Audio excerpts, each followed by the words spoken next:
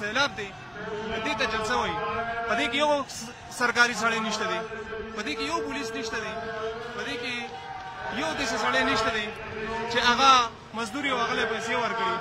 دا عوام دي او هغه عوام دي چې چا واقعي د مسلم لیګ سره مریم نواز سره او نواز شریف سره مینه ده.